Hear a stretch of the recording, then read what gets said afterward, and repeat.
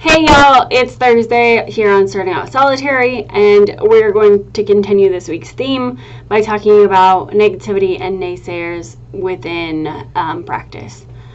So, as always, this is a very broad subject, and I find that the longer I've been following this pathway, the more reserved, I'll say reserved.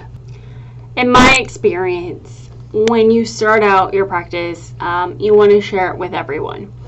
And you want to share the happiness or the strength or the power or the empowerment that you feel. And not everyone is keen to that. There's this saying, misery loves company. And I found that to be extremely true in the beginning of my practice. Everybody always anybody who has a lot of issues or is feeling a lot of negativity in their own life always wants somebody to mourn with them or to experience that with them. And so throughout the years, I have grown more solitary just because I find that if somebody wants me to teach them or if we're going to do something together, that's great. But it's definitely a clearing space for me. In fact, before anything, I have a bucket for people I don't normally work with, and it says negativity goes here.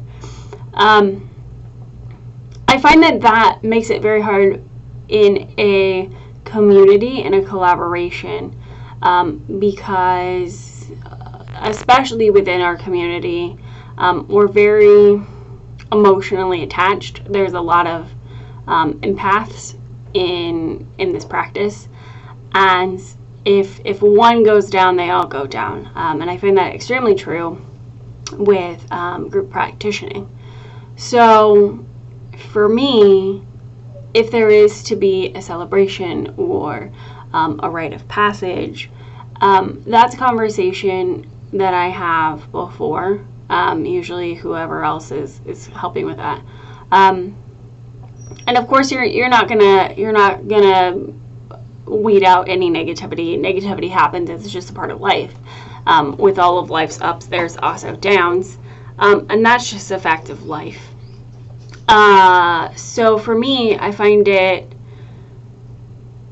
rejuvenating to try not to focus on the extreme negativity. Like, obviously, depressed feelings, down feelings, those are going to happen, and those are all about the ebb and flow of life, and those are a necessity.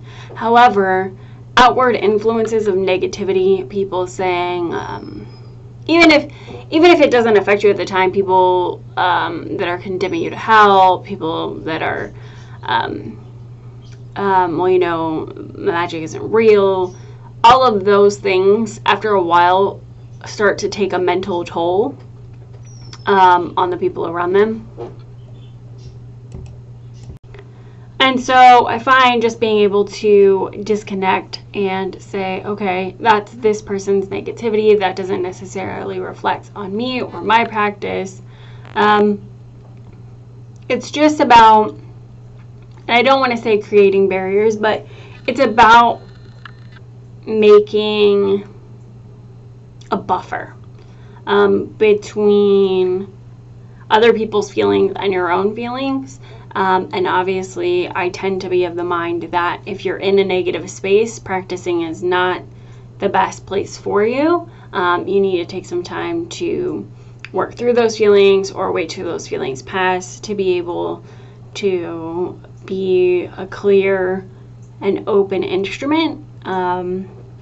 So anyways, that's kind of my spiel on negativity and within the practice. I'm interested to know if anyone else kind of shares those practices or kind of like what, if those who have practiced longer kind of feel the same draw to become more solitary, just because it is so chaotic within the community sometimes that we just kind of have to dwell within ourselves. So I will see you guys next week on another edition of Starting Out Solitary.